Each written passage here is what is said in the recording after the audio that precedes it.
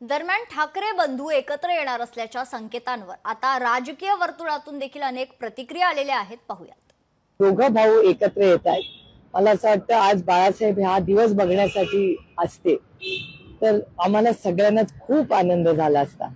महाराष्ट्राच्या हितासाठी आणि कुटुंबासाठी दोघं एकत्र येत असतील मला असं वाटतं हा महाराष्ट्रातल्या इतिहासातला राजकीय आणि कौटुंबिक दिवसातला एक सोनेरी दिवस हा आमच्या सगळ्यांसाठीच राहील. शेवटी भावाभावाचं नातं आहे हे सगळ्यांनी मान्य केलं पाहिजे. एक राजकीय विषय स्वतंत्र आहेत, हाही विषय वेगळा आहे. आणि आतापर्यंतची जर परिस्थिती बघितली तर सातत्यानं उद्धवजींना त्रास होईल अशीच भूमिका किंवा उद्धवजींची जी आमची संघटना आहे या ही कशा पद्धतीनं तिला त्रास होईल अशाच पद्धतीनं राजसाहेबांनी वेगळ्या भूमिका घेतल्या. चला ते राजकारणात या गोष्टी होत असतात, पण असं होऊ नये. जर या महाराष्ट्रासाठी जर मला वाटतं अशा सगळ्या शक्ती एकत्र आल्या तर या महाराष्ट्राला नकोय अशातलं थोडी भाग आहे. आणि म्हणून मला असं वाटतं अशी भूमिका राजसाहेबांनी मांडली असती तर त्याचा उद्धवजी ठाकरे साहेब एक स्वयंपूर्ण नेते आहे. स्वतःच निर्णय स्वतः घेणारे अशा प्रकारचं एक नेतृत्व आहे उद्धवजींचं. निश्चित याच्याविषयी व्यापक विचार मला वाटतं उद्धवजी ठाकरे साहेब करण्यास सक्षम आहे. राजसाहेब उद्धव साहेब हे दोघे भाऊ आहेत आणि कुटुंब म्हणून त्यांनी कायम एकत्रित राहायला पाहिजे. पाण्यात काठी मारल्याने पाणी कधी तुटत नाही असं मानणाऱ्यांपैकी मी आहे. मात्र या दोघांचं राजकारण एकत्रित असलं पाहिजे का यावर निश्चित चर्चा होऊ शकते. महाराष्ट्राच्या हितसंबंधासाठी आणि महाराष्ट्राची अस्मिता जोपासण्यासाठी जर हे दोन भाऊ एकत्रित येत असतील तर महाराष्ट्रातल्या प्रत्येक मराठी मनाला ते आवडेलच. मात्र ते एकत्रित येणं हे ज्या भाजपाने महाराष्ट्राच्या अस्मिता कायम पायदळी तुडवण्याचं राजकारण केलं त्या भाजपाच्या विरोधात बिगुल वाजवून विचारांची स्पष्टता ठेवत स्वतंत्र अस्मितेचं राजकारण करण्यासाठी काय राजसाहेब सिद्ध होणार आहेत का? अनेकांची अशी जी आहे अनेकांची शिवसैनिकांची सुद्धा इच्छा आहे की त्या दोघांनी एकत्र यावं. एक त्याला आपण म्हणूया विशफुल थिंकिंग किंवा एकत्र येतील. एकत्र येण्याची संधी निश्चितपणे त्यांना होती. ती होती 2014 साली. पण त्यावेळेला सगळे वेगवेगळे लढले होते. परंतु ठीक आहे, राजकारणात कधी काय होईल तुम्ही आम्ही कल्पना करू शकत नाही. अशा सुद्धा गोष्टी काही मागच्या काही वर्षांमध्ये झालेल्या आपण पाहिलेल्या आहेत. परंतु एवढ्या घाईघाईत काय होईल असं मला काही वाटत नाही. झालं तर उत्तम आहे. म्हणजे एक जुना शिवसैनिक म्हणून माझ्या तर शुभेच्छा आहेत. वैयक्तिकरित्या ती मुलाखत मीही बघितली. मला काही त्याच्यामध्ये असं इंटरप्रिटेशन काढावं असं मला वाटलं नाही. त्याचं कारण असं की ज्या पद्धतीचा अनुभव आम्हाला 2017ला आला तो अनुभव आल्यानंतर असं काही घडेल असं मला वैयक्तिकरित्या काही वाटत नाही.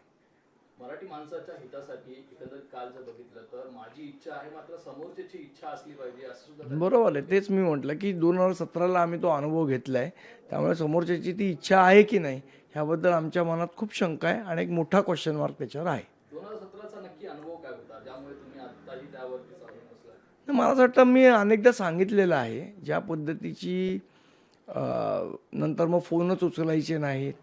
आधी बोलायचं मग फोन नाही उचलायचे. मला असं वाटतं ह्या गोष्टींचा जो अनुभव आम्हाला आहे त्यामुळे कितपत विश्वास ठेवा हा एक महत्त्वाचा विषय आहे. राजसाहेबांना त्यांच्या पक्षाची भूमिका व्यक्त करणे मांडणे त्यांना युती कुणाशी करायची आहे कुणाशी नाही हे सर्व अधिकार त्या पक्षाच्या प्रमुखाला असतात. त्यामुळे राजसाहेबांना जर असं वाटतं की त्यांनी उद्धव साहेबांची युती केली पाहिजे यामध्ये भारतीय जनता पार्टीला त्या ठिकाणी त्यांच्या युतीच्या मध्ये येण्याचं काही कारण नाही. मनसे हा वैयक्तिक माननीय राजसाहेब ठाकरे यांच्या नेतृत्वाखाली चालणारा पक्ष आहे. त्यांनी कोणाला हात पुढे करावा, त्यांनी कोणाबरोबर युती करावी, त्यांनी कोणाबरोबर राजकीय पुढे जावं हा त्यांच्या पक्षाचा आणि त्यांचा नेते म्हणून वैयक्तिक प्रश्न आहे. त्याच्यावर मी बोलणं अजिबात योग्य नाही. आम्ही शिवसेना म्हणून काम करतो, एकनाथ शिंदे साहेबांच्या नेतृत्वाखाली काम करतो. आम्ही शिवसेनेच्या एकनाथ शिंदे साहेबांनी घेतलेल्या निर्णयाला बांधील आहोत. त्याच्यामुळे राजसाहेबांनी काय करावं त्यांच्या वैयक्तिक पक्षाचा आणि त्यांचा प्रश्न आहे. परिवारवाद जेव्हा पूर्ण देशाचे समोर आला तेव्हा मला वाटतं की मॅच्युरिटी लेवल सगळ्यांना माहीत आहे की जेव्हा एखादा वाद घराच्या बाहेर येते तेव्हा आपसी वाद बाहेर आणणारे जे लोक असतात त्यांची मॅच्युरिटी लेवल आपल्याला कळते आणि तेव्हा आम्हाला सगळ्यांना कळलं.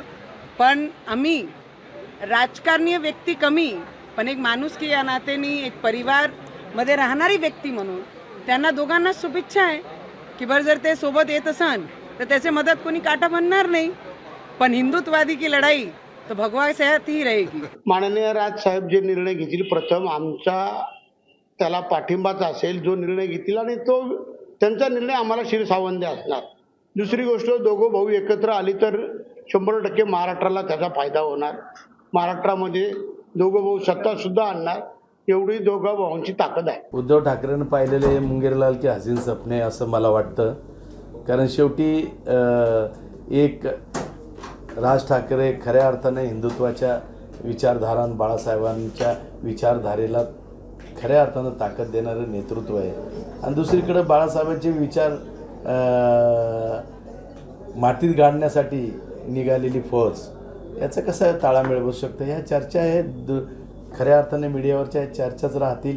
मला नाही वाटत हे एकत्रीकरण होईल, कारण दोन विचाराच्या लढाई आहे आणि त्या दोन विचाराच्या लढाई एकत्र येणे शक्य नाही. हे बघा, ज्याच्या त्याच्या हा विचाराचा विषय आहे. आता राज साहेबांना काय वाटतं हा त्यांचा विषय आहे आणि उद्धव ठाकरेंनी त्यांच्याशी काय सहमती करावी हा त्यांचा विषय आहे. शेवटी कोण कोणाबरोबर जावं हा त्याच्या पक्षाचा आणि त्यांच्या नेत्यांचा विषय आहे. त्यामुळे मला वाटतं त्याच्यामध्ये मला बोलणं उचित होणार नाही. त्यांचा निर्णय ते स्वतः घेऊ शकतात. गुलाबराव पाटील बोलतील आणि ते निर्णय बदलतील असं होत नाही. शेवटी ते त्यांच्या पद्धतीने त्यांचा निर्णय घेतील. देशामध्ये लोकशाही आहे. कोणी कुठलाही पक्ष कोणाबरोबर आघाडी करू शकतो त्याच्यावर कोणाला आक्षेप घ्यायचं कारण नाही. भारतीय जनता पार्टीचा आक्षेप असायचं कारण नाही. पण महाराष्ट्राच्या हिताकरता आम्ही एक यायला तयार आहोत हे म्हणणं मात्र पूर्णतः राजकीय आहे. आता जनतेने यांना नाकारल्यामुळे उद्धव ठाकरेंना हे विचार सुचत आहेत. तर शेवटी त्या दोन पक्षांचा निर्णय आहे.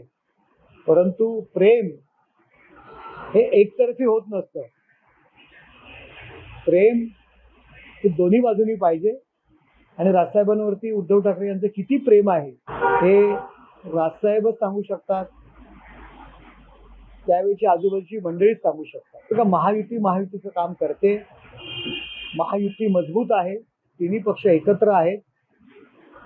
आधी युती उभाठा आणि मनसे युती होऊ द्या. तर राजकारण आहे. राजकारणात काय होऊ शकतंय काय नाही असं म्हणणं चुकीचं होईल. शेवटी निवडणुका राजकारण त्यावेळचे राजकीय संदर्भ त्यामुळे ह्या सगळ्या गोष्टी शक्य अशक्य अशा होऊ शकतील. त्याच्याबद्दल फारशी आपण वाच्यता करणं किंवा त्याच्याबद्दल आपण काय भाष्य करणं अपेक्षित नाही. परंतु मी एवढंच सांगेन की महाराष्ट्रामध्ये महायुतीचं अत्यंत चांगल्या पद्धतीनं चाललेलं काम आणि एकूणच राजकारणातल्या सगळ्या भूमिका घेतल्यानंतर सुद्धा प्रत्येक माणसाच्या मनामध्ये विकासाच्या निमित्तानं जे काही अतिशय चांगल्या पद्धतीने विश्वासार्हता वाढवले त्याचा फायदा भविष्यातल्या महाराष्ट्राच्या राजकारणात महायुतीसाठी होणार आहे. लोकशाही मराठी ऐका, पहा, जागरूक रहा.